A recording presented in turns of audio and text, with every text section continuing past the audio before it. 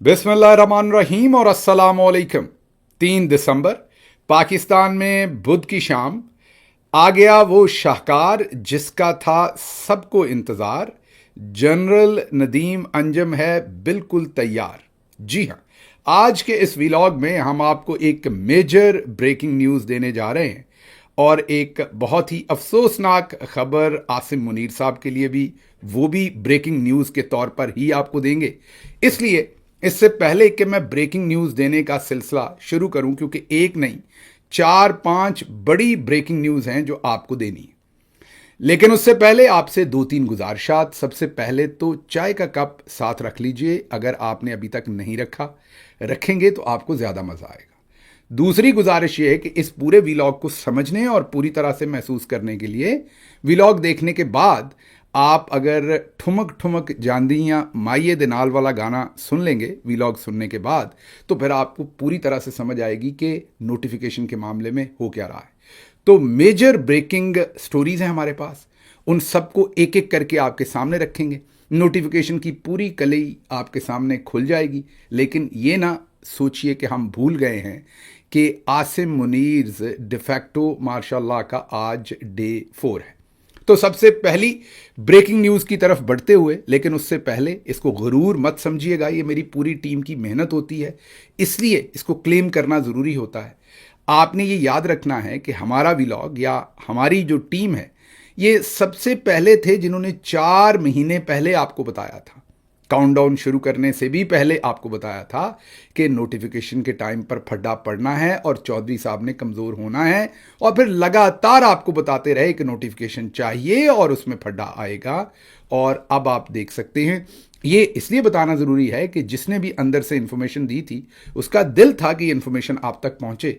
अगर हम उस गुमनाम, जो भी आपने उसको कहना है, उस गुमनाम हीरो का क्रेडिट उस तक ना पहुंचाएं या उसको रजिस्टर आज ना करें जब पूरी दुनिया में ये गुब्बारा फट चुका है, तो ये उसके साथ ज्यादती होगी। अब अबसार आलम साहब, जिनको नून लीग में या पूरे पाकिस्तानी मीडिया में ये समझा जाता है कि वो नवाज शरीफ साहब के सहाफ़ती मुंह बोले बेटे हैं, उन्होंने एक खबर की। ये मानना पड़ेगा कि उनके पास सबसे एक्यूरेट खबर है। ये अलग बात है कि आपने एक मुहावरा सुना होगा, गिरा गधे से गुस्सा कुम्हार पर। इस दफ़ा वो मुहावरा भी उलट हो गया।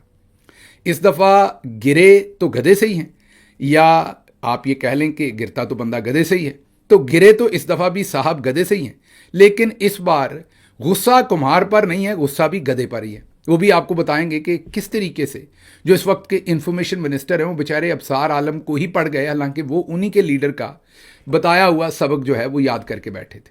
अबसार आलम साहब ने सारी स्टोरी दी, वाजे तौर पर कह दिया कि नून लीग नहीं चाहती कि दोनों ओहदे चीफ ऑफ डिफेंस फोर्सेस और आर्मी चीफ का एक ही बंदे के पास हो। यह भी बता दिया कि ये जो इस्तेहकाक है ये वज़ीर आज़म के पास रहना चाहिए और पार्लियामेंट के पास रहना चाहिए। इस बात का भी जवाब दे दिया कि 27वीं तरमीम के वक्त क्या हुआ था, क्या मजबूरियां थीं, और अब क्यों चौड़ी हो गई है नून लीग और कह रही है कि नहीं करेंगे नोटिफिकेशन। तो ये तो उन्होंने बात बता दी, लेकिन अधूरी बात बताई, और हम उनकी मजबूरी समझते हैं। वो पाकिस्तान में बैठे हैं। नवाज शरीफ साहब ने तो खैर उन्हें, हमारे ज़राए कहते हैं कि पूरी बात करने को कहा, लेकिन वो आधी बात कर गए। अब हम आपको अपने ज़राए से अंदर की खबर देते हैं। आप इसे खबर ना समझिए, क्योंकि कल को हम अमेरिका की किसी अदालत में केस फेस नहीं करना चाहते, इसलिए आप इसे अफवाह ही कहिए। आप बस मज़ा लीजिए, जैसे 4 महीने से आप हमारी बातों का मज़ा लेते हैं। अल्ताफ़ राजा का गाना था, अल्ताफ़ भाई का नहीं, अल्ताफ़ राजा का गाना था इंडिया से, इश्क और प्यार का मज़ा लीजिए, थोड़ा इंतज़ार का मज़ा लीजिए। तो ये जो आपको अगली खबर देने लगा हूँ, ये भी मज़ा लेने वाली खबर है। तो आप इसे अफवाह समझें, झूठ समझें, गप समझें, और बस चाय की चुस्कियाँ लें और गपशप सुने। इससे पहले कि इस गप पर जाऊँ, ये 2 आपको कमेंट दिखाने हैं। एक तो चाय की बात मैंने इसलिए की कि ये कमेंट में लिखा है कि चाय का आप नहीं कहते, तो हमने कह दिया। दूसरा, ये चीचावतनी में मेरा व्लॉग पता नहीं क्यों बंद किया हुआ है। यार ना करो, चीचावतनी ने कौन सा न्यूक्लियर कोड भेज देना है, खोल दो वहां भी मेरा व्लॉग, वहां के लोगों को भी सुन लेने दो। आगे बढ़ते हैं। मुख्तसर किस्सा ये है, इस वक्त सीधा काम की बात पर आते हैं कि जो मलका हैं और बूढ़े बादशाह हैं, मियाँ साहब, अब बूढ़े बादशाह इसलिए कह रहा हूं कि रिटायर्ड हैं इस वक्त, वैसे तो वो क्रिकेट में हिट रिटायर्ड होता है ना, जिसको चोट लगा के रिटायर करते हैं। ये तो आसिम मुनीर साहब ने यही किया था उनके साथ। बहरहाल रिटायर्ड बादशाह और मलका, उन्होंने अब कुछ ख्वाहिशात सामने टेबल पर रख दी। एक तो उन्होंने कहा कि हमें बड़ा नूरानी किस्म का नाम चाहिए जो वाइस आर्मी चीफ हो। हमारे जराए ये क्लेम कर रहे हैं, जो कि बिल्कुल झूठ हो सकता है, अफवाह हो सकती है, हम तो आपके सामने रख रहे हैं। आप वक्त देखेंगे और आगे आगे चीज़ें देखेंगे कि क्या बार्गेन होती है, ऊंट किस करवट बैठता है। लेकिन नून लीग की ख्वाहिश ये है कि वाइस आर्मी चीफ, देखें काम मैंने नदीम अंजम साहब से शुरू किया था, लेकिन जा मैं कहीं और रहा हूं। वो भी खबर मैंने आपको देनी है, वो ज़रा क्योंकि थोड़ी ज़्यादा गर्म खबर है, उसको बाद के लिए रख लेते हैं। वाइस आर्मी चीफ हमारे जराए ये क्लेम कर रहे हैं, जो मैं बार बार कह रहा हूं, गलत भी हो सकता है, लेफ्टिनेंट जनरल नोमान जिक्रिया, इनका नाम नून लीग जो है वो ऐसे करके टेबल के ऊपर पुश कर रही है कि जनाब सीनियर तरीन है और सबसे पहले इनका हक बनता है, तो आप इन्हें वाइस आर्मी चीफ करें। अगर आपने अपना चीफ ऑफ डिफेंस फोर्सेस करना है तो इनका वाइस आर्मी चीफ का करें।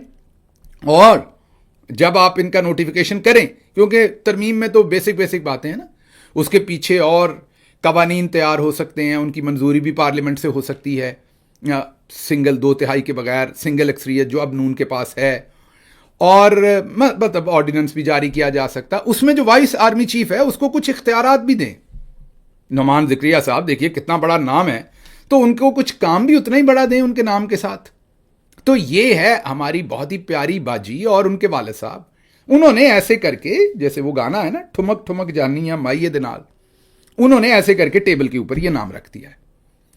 अब इस नाम को देख के दूसरी तरफ भाई साहब के तोते उड़ गए, क्योंकि हमारे जराए ये कह रहे हैं कि भाई साहब उनके लिए कोई और असाइनमेंट सोच रहे थे, बड़ी अहम असाइनमेंट, उसकी तरफ अभी हम नहीं जाएंगे, आगे किसी व्लॉग में उसको डिस्कस करेंगे।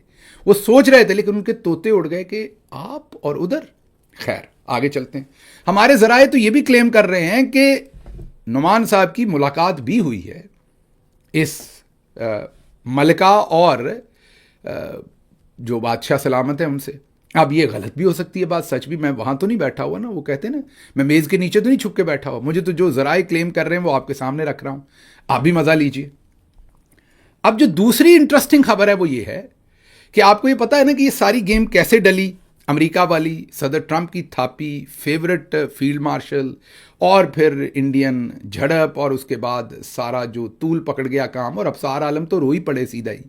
उन्होंने तो आकर टीवी पर सीधा बताया कि ये जो अमेरिका से झड़प हुई, अपना इंडिया से जो झड़प हुई, ये तो हमारे गले पड़ गई। नून लीग ये कह रही है कि उसके बाद हमने सोचा था पाकिस्तान की तरक्की होगी, सारे मिलकर तरक्की का सफर तय करेंगे, ये अफसार आलम के एग्जैक्ट वर्ड्स हैं। लेकिन उसके बाद तरक्की की तरफ जाने के बजाय एक पेज फट गया और मामलात किसी और तरफ चले गए। तो दूसरे लफ्जों में शायर यहां कहना चाह रहा है कि वो जो झड़प हुई उसको आपने पूरा ही अपने लिए इस्तेमाल कर लिया, उसको आपने पूरा ही अपने लिए इस्तेमाल कर लिया, ऐसा तो ठीक नहीं है। तो अब उन्होंने सोचा कि ये सब कुछ मुमकिन कैसे हुआ, तो उनको किसी ने बताया, जो उनके पास आजकल बहुत बैठते हैं, उनके अतालीक हैं, एक जनरल साहब हैं जो रिटायर्ड हैं, जिनका आगे चल के हम जिक्र भी करते हैं। हमारे जराए क्लेम करते हैं कि उन्होंने उनको बताया कि आप एनएसए अपना लगाएंगे तो काम बनेगा। एनएसए कौन होता है? National security adviser. अब एनएसए इस वक्त कौन है? लेफ्टिनेंट जनरल आसिम मलिक, जो DGISI। अब जब से उन्हें एनएसए लगाया है, आप देखिए माहौल बदल गया आसिम मुनीर साहब के लिए अमेरिका में और दूसरी जगहों पर, क्योंकि सिक्योरिटी से रेलेवेंट तमाम का तमाम काम उन्होंने अपने एनएसए के थ्रू इन मुल्कों के साथ मैनेज किया। अब आपको यह भी याद रखना पड़ेगा कि जब अमेरिका की यात्रा शुरू हुई थी, पहली दफा हाफिज साहब आए थे तो साथ नदीम अंजम साहब आए थे। उन्होंने ही पूरी कोशिश करके अमेरिका में माहौल बनाया था। उन्होंने सर तोड़ कोशिश की और जो जो काम उनसे करवाए गए, अच्छे और बुरे, वो उन्होंने किए, और उन्हें लगता था कि हाफिज साहब उन्हें भी एक्सटेंशन से नवाजेंगे। फिर जब तक उनके साथ काम था, थोड़ी सी एक्सटेंशन उन्हें दी गई, और वो अगला मिसरा है ना कि माया मिलने भी आ गया और जानदा 2 गल्लां भी सुना गया। सो जाते हुए हाफिज साहब उन्हें 2 बातें सुना गए, और उनकी मेरा ख्याल उनके साहबजादे या साहबजादी की शादी थी, बस तब तक इंतज़ार किया गया और उसके बाद उनको फारिग कर दिया गया।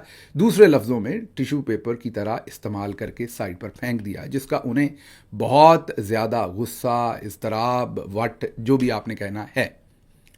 अब शरीफों को किसी सियाणे बंदे ने बताया कि अगर आप अपना NSA लगा दें तो जो पेनिट्रेशन हाफिज साहब ने की है अमेरिका में, दूसरी जगहों में, उससे ज़्यादा आप कर सकेंगे। तो आप अपनी लॉबी के घोड़े दौड़ाएं और NSA अपना लगाएं। तो उन्होंने, अब हमारे ज़राए क्लेम कर रहे हैं, फिर गलत बात हो सकती है, हम फिर कहते हैं कि अफवाह भी हो सकती है, उन्होंने ऐसे करके जनरल नदीम अंजम साहब का नाम दे दिया। जब आगे नाम दिया तो आगे से सुनने वाले ने कहा, हैं ये क्या? तो उन्होंने कहा कि सर आप भी तो रिटायर थे ना, आपको आर्मी चीफ बनाया था। बल्कि एक बदतमीज़ आदमी ने तो यहां तक कह दिया कि आप तो अब भी रिटायर हो गए हैं, अब भी तो आपको आर्मी चीफ बनाना है हमने, अभी भी तो एक्सटेंशन देने लगे हैं आपको, आप तो एक बार फिर रिटायर हो गए हैं। तो आप बताएं कि अगर वो रिटायरमेंट पे आर्मी चीफ बन सकता है बंदा, चीफ ऑफ डिफेंस फोर्सेस बन सकता है, फील्ड मार्शल बन सकता है, तो NSA बनने में क्या हर्ज है? अच्छा, अब जो ब्यूरोक्रेट होंगे, रिटायर्ड जनरल साहबान होंगे, कोई ब्रिगेडियर होंगे, कर्नल साहबान होंगे, कोई और सियासी लोग होंगे, वो कहेंगे क्या गिल साहब फजूल बातें कर रहे हैं, NSA तो एक वजीर होता है, जिस दिन हटा दो जिस दिन लगा दो, इससे क्या फ़र्क पड़ता है, उसके पास क्या इख्तियार होता है। ना ना ना, ऐसे ना करें। ये जो गाना था ना, इसमें ठुमक ठुमक 2 दफ़ा है माइये दिनार, और गल्ला भी 2 ही सुनाता है, वो एक नहीं है। तो वाइस आर्मी चीफ भी चाहिए और NSA भी चाहिए, और चाहिए तो आगे DGISI भी, उसकी बाद में बात करेंगे। तो ये जो 2 गल्ला है ना, जिसमें वाइस आर्मी चीफ अगर अपनी मर्जी का आ जाता है, जिसका नाम हमारे ज़राए कम से कम क्लेम कर रहे हैं कि ये दिया गया है शुरफा की तरफ से, और NSA भी दे दिया। अब इस वक्त कहने को तो अहद चीमा साहब जो हैं, वो एक इकोनॉमिक डिवीज़न के वज़ीर हैं। इकोनॉमिक डिवीज़न का जो वज़ीर होता है, उस बेचारे के पास यही होता है कि फंडिंग शंडिंग, लोगों को रुपया पैसा, कि ये जो डेवलपमेंट का काम हो रहा है, ये किसको कितने पैसे देने, क्या होनी चीज़ें, इसी इकोनॉमिक डिवीज़न और प्लानिंग डिवीज़न और इस तरह की कई वजारतें मिलकर उस काम को करती हैं। लेकिन इफेक्टिवली तौकीर साहब और अहद चीमा पूरी गवर्नमेंट चला रहे हैं। शहबाज शरीफ तो बस जैसे पंजाबी में कुग्गी मारना कहते हैं ना, वो तो बस कुग्गी मारते हैं। कुछ तो जो जर्नैली काम है वो तो उधर से होता है, लेकिन जो इनके काम है सारे नून लीग वालों के, सिविलियन गवर्नमेंट के, वो सारे ये 2 कर रहे हैं। तो मैं क्योंकि प्राइम मिनिस्टर साहब के बिल्कुल करीब रहा हूँ, फिर चीफ ऑफ स्टाफ भी रहा हूँ इमरान खान साहब का, और वर्किंग को, जो प्रिंसिपल सेक्रेटरी ऑफिस होता है उसकी वर्किंग को, सेक्रेटरीज़ के ऑफिस की वर्किंग को, मेरी फर्स्ट हैंड रेजिडेंसी वहाँ हुई है आप कह लें। तो मुझे ये पता है कि ये डिपेंड करता होता है प्राइम मिनिस्टर को कि वो कितना इख्तियार देता है। दूसरी तरफ इख्तियार के अलावा दूसरी चीज़ होती है डंडा। आपके पास इख्तियार होता है, मसलन आप बिस्किट उठाने लगते हैं, कोई डंडा मारता है आपकी उंगली पे, नहीं उठाओ, तो हालांकि बिस्किट भी मौजूद होता है, आपके अंदर अर्ज भी होती, उंगली भी आपकी काम कर रही होती, लेकिन आप बिस्किट नहीं उठा पाते क्योंकि डंडा मारता है। अब अगर डंडा वो नुमान जिक्रिया साहब के हाथ में आ गया तो डंडा भी कोई नहीं मारेगा। तो NSA अगर आपने अपनी मर्जी का लगा लिया, और वो भी lieutenant general retired Nadeem Anjum साहब, आप इसे अफवाही समझे बात पूरी को, वो अगर बंदा लगा दिया, जनरल साहब को लगा दिया NSA, तो आप सोचिए उनको तो सारे ही कड़ाके पता है, वो तो कड़ाके देंगे, हाफिज साहब के भी पुराने और नए, उनको तो सारी गेम पता है, उनके तो सेंटकॉम और हर जगह पर बड़े रवाबत हैं। तो अब गेम है यहां फंसी अबसार आलम साहब की, अब हम मदद कर रहे हैं, हालांकि हम अपोजिट पोल्स पे हैं। अबसार आलम साहब तो हमसे शदीद ही नफरत करते होंगे, पसंद हमें भी वो कोई खास नहीं, लेकिन आज आपको मैं थोड़ा खुश भी लग रहा हूँगा, क्योंकि जाहिर है खबरें ही ऐसी हैं, मैं तो अब इनको एंजॉय करूँगा। मेरा पैशन है इस काम में, तो अब खुश तो होना बनता है। अब मसला ये है कि जो मोहतरम है अबसार आलम, वो पूरी खबर वजूहात है, उन्होंने कोशिश तो की, लेकिन उसके बाद आपको बताया कि इस दफ़ा मुहावरा उल्टा हो गया है कि गिरे तो गधे से हैं। गुस्सा कम्हार पर नहीं है, गुस्सा भी गधे पर है। एक तो किसी ने बफून कहा है फ़ोन के ऊपर अतात तारड़ साहब को, नशरो अशात से रिलेटेड जो फौजी दफ्तर है वहां से किसी ने फ़ोन उठा के कहा, you buffoon, how you are handling this whole crisis, ये नोटिफिकेशन का, शेम ऑन यू। और पता नहीं क्या कुछ अगली गालियां जो है वो मुझे आती नहीं है, अगली मुझे नहीं आती जो कुछ हुआ है। तो उस बेचारे ने प्रेशर फील करके, जो अपना ही बड़ा भाई है अबसार आलम, एक मुंह बोला सियासी बेटा है, एक मुंह बोला सहाफती बेटा है, तो उन्होंने अपने ही भाई के ऊपर फिर जो है वो हमला कर दिया।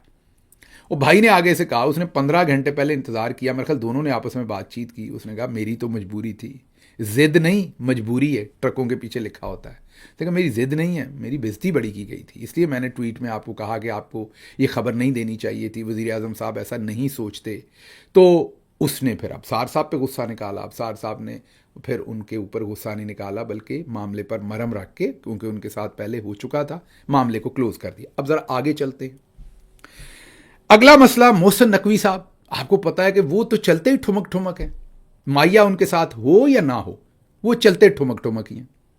तो वो जैसे ही शहबाज शरीफ साहब ने जहाज़ का रुख इस्लामाबाद से लाहौर मोड़ा, तो वो ठुमक ठुमक नहीं बल्कि पता नहीं हुमक हुमक या कैसे, वो भी लाहौर एयरपोर्ट के ऊपर पहुंच गए, जहां पर शहबाज शरीफ साहब के जहाज़ ने लैंड करना था। एयरबेस है, लाइक नॉर्मल एयरपोर्ट पर भी आप एग्जिट कर सकते हैं, और PAF की एयरबेस की तरफ भी प्राइम मिनिस्टर यूजुअली उस तरफ करता है। हज टर्मिनल पुराना और उस तरह का इलाका है, वहाँ से करते हैं प्राइम मिनिस्टर साहब जो भी होते हैं। ये तो खैर फॉर्म 47 के। अब आगे जब मोहसिन नकवी साहब वहाँ पहुँच के बिल्कुल अलर्ट खड़े थे, शहबाज शरीफ जैसे ही बाहर आए तो उन्होंने ठुमक करके सलाम ठोका और कहा कि सर वेलकम बैक, बहुत अच्छा हुआ आप आ गए। यहाँ तो बड़ा रौला मचा हुआ है, यहाँ पे तो रौला इसलिए मचा हुआ है कि नोटिफिकेशन का तो आप आ गए, अब कल मेरा ख्याल मसला हल हो जाएगा, है ना सर। तो शहबाज शरीफ साहब ने जवाब नहीं दिया, उन्होंने कहा कि भाई साहब से मिल लूँ फिर बताता हूँ। वो बैठ के निकल लिए, ज़्यादा देर खड़े नहीं हुए, चलते चलते जो दो लफ्ज़ी बात हुई वो हुई। उसके बाद मोहसिन नकवी साहब अगला पूरा दिन, ये फिर हमारे ज़राए हैं, ये सब कुछ झूठ हो सकता है। मोहसिन नकवी साहब कोई अदालत शदालत आने की आपको ज़रूरत नहीं है, हम पहले ही कह देते हैं, ये सब कुछ आप इसको अफवाह ही समझे, बस मज़े लें। खुद ही अगले जो बातें हम कह रहे हैं वो अगले चंद दिन में या तो सच्ची साबित हो जाएंगी या झूठी साबित हो जाएंगी, तो पता चल जाएगा। या अब आपका पल्ला भारी होगा या उनका पल्ला भारी होगा, देखते हैं। उनके दिए हुए नाम नोटिफाई होते हैं या आपके, किसी एक ने तो प्रवेल करना है। हमारे पास जो इन्फॉर्मेशन आई, हम इसमें से अरक तो निकाल नहीं रहे, लोगों के सामने रख रहे हैं।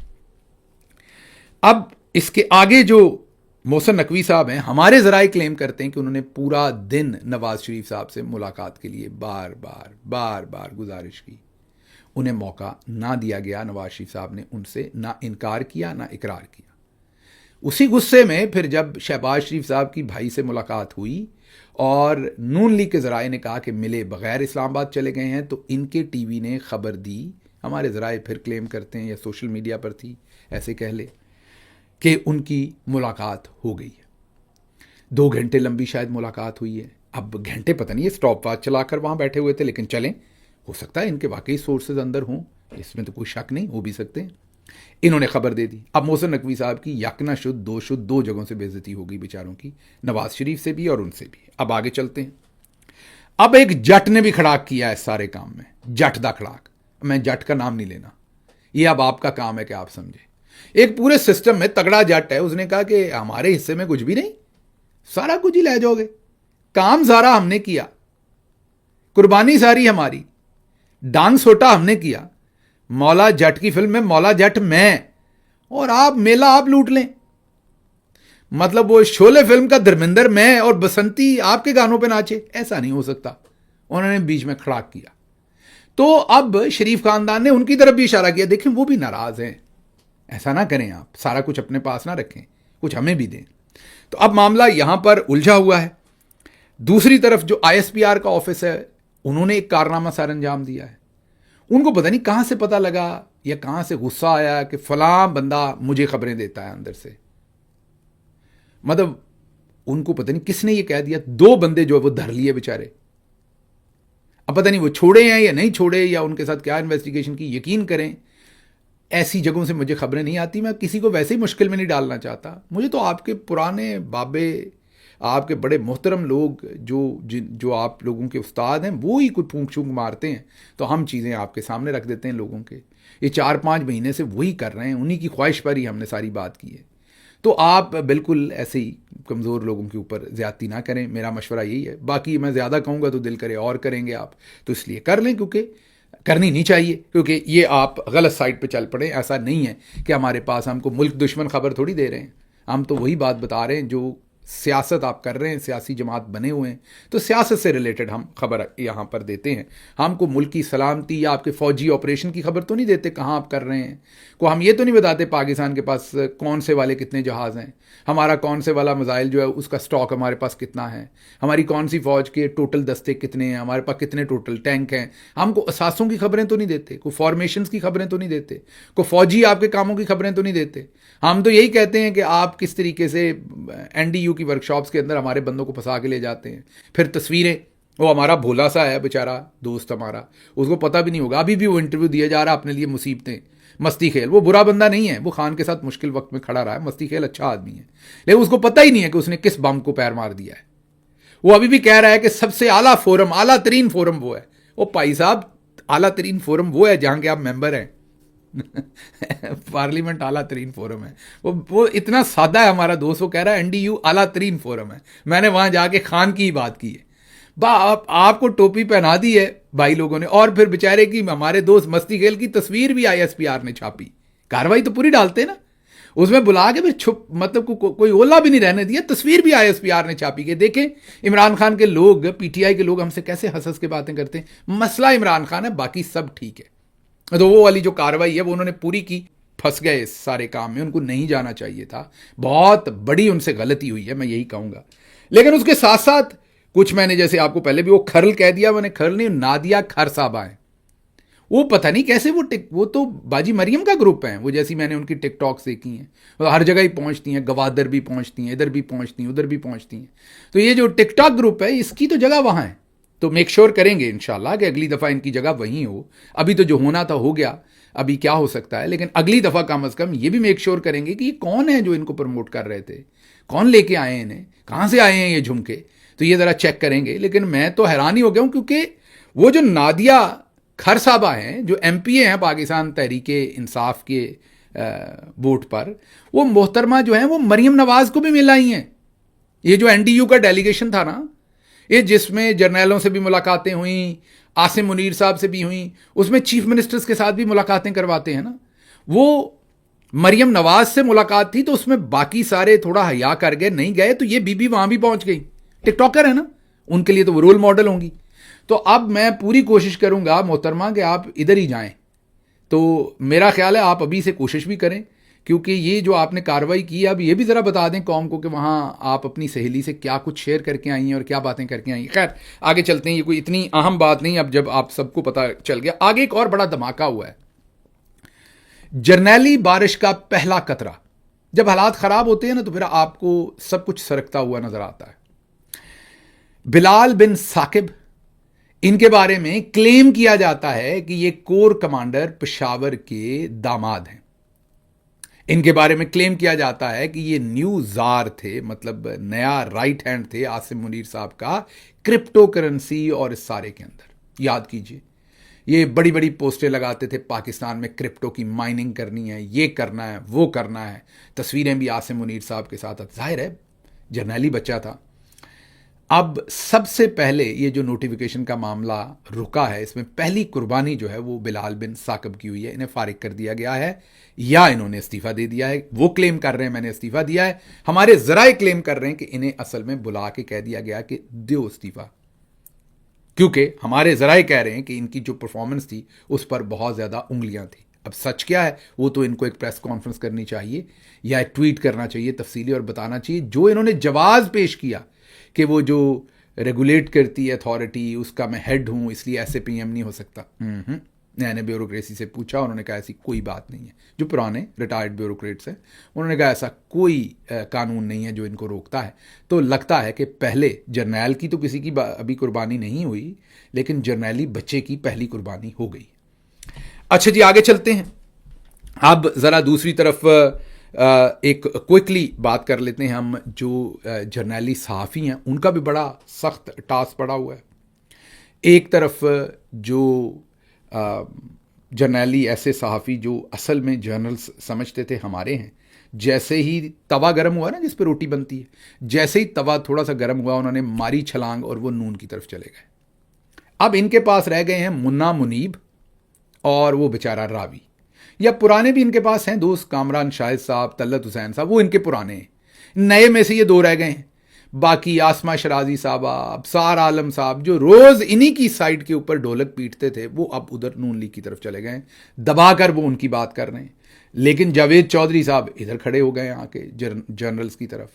तो अब मुकाबला बड़ा सख्त है, देखते हैं कितने इधर हैं कितने उधर हैं। इस स्टोरी को भी अगले व्लॉग में कवर करेंगे। फिलहाल ये जो आपको खबरें दी हैं 2 से 3, इनको हजम कीजिए, इनको आप खबरें नहीं अफवाह ही समझिए, क्योंकि कागज़ तो को है नहीं कि मैं प्रूव करूं इन खबरों को जो हमें मिला। अब आखिरी जुमला सिर्फ ये बताऊंगा कि कुछ हतमी ना ये कहा जा सकता है कि नवाज शरीफ परवेल करेगा, ना ये कहा जा सकता है कि आसिम मुनीर। नोटिफिकेशन मिल भी सकता है, ये दोनों नोटिफिकेशंस हो भी सकते हैं जो हमने आपको बताएं, जो डिमांड्स हैं असल में। और फिर तीसरी डिमांड हम पिछले व्लॉग में बता चुके हैं कि डीजी आईएसआई अपनी मर्जी का चाहिए, वो अगली डिमांड है। ये सब कुछ हो भी सकता है और ये नहीं भी हो सकता। अब देखना है कौन ब्लिंक करता है फर्स्ट। लेकिन मुझे लगता है कि आसिम मुनीर कमज़ोर हो गए, क्योंकि 6 दिन हो गए या 5 दिन हो गए उन्हें रिटायर हुए, 4 से 5 दिन आज उन्हें रिटायर हुए हो गए हैं।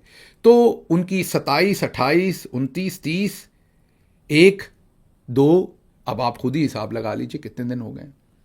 तो अब वो रिटायरमेंट के बाद वो बहुत ही अब मार्शाल्लाह नहीं लगा सकते, लगाने की कोशिश करेंगे तो उन्हें घर से ही कह दिया जाएगा कि नहीं। तो वो he is too weak now to do anything इस टाइम पे। और दूसरा मैं आपको ये भी बता दूं कि उनकी तरफ बहुत गुस्सा है। वो ये समझते हैं कि हमें ह्यूमिलिएट किया गया है, हमें इंसल्ट किया गया है, हमें धोखा दिया गया है और हमें बेइज्जत किया गया है। ये सब कुछ करके ये सारा कुछ हमें 27वीं तरमीम पर बताना चाहिए था। लेकिन साथ साथ जो अब आईएसपीआर के सारे जो लोग हैं वो झूठे कॉन्फिडेंस को भी ज़रा मीडिया को कह रहे हैं कि नहीं हम करवा लेंगे, we are good, we are on it, हमारी बात हो गई है, साड़ी गल हो गई है। अभी तक किसी की कोई गल नहीं हुई, अभी तक मामला लटका हुआ है।